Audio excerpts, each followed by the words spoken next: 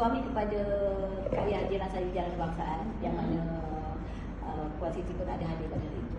Dia, saya ada masuk ke dalam grup Yasin lah, yang mana saya selalu kongsikan kita punya kehebatan, video-video yang kita kongsikan dalam grup yang ada dan testimoni kita sendirilah.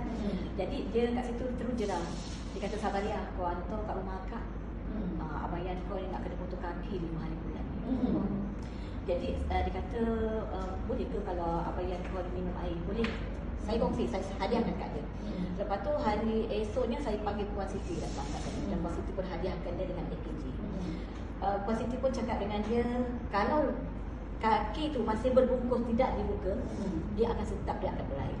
Apa yang Puan Siti kongsikan pada hari itu, dia suruh spray, buka, minum air.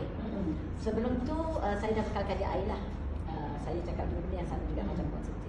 Jadi saya pun ada sedikit juga bagi dia sebelum Puan Siti bagi tu, saya pun ada sedikit juga bagi AKG dengan beras macam tu.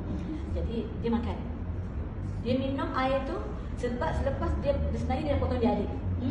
Jari dia dah membusuk dah. Jadi jari tu kata doktor kalau tidak baik pulih, tak bersih, masih hitam, masih dalam, masih bengkak, kita akan potong pada 5 hari bulan tadi. Jadi bila Puan Siti dah cakap macam itu, dah hantar lagi, dah bagi keyakinan tu, dia terus minum. Dia order, dia beli air terus. Dia minum 2 hari dressing, setiap kali dicuci 2 hari sekali. Apa yang berlaku sampai hari ini, tak ada potong kaki. Masya Allah. Dah bersih, putih, kering. Masya Allah.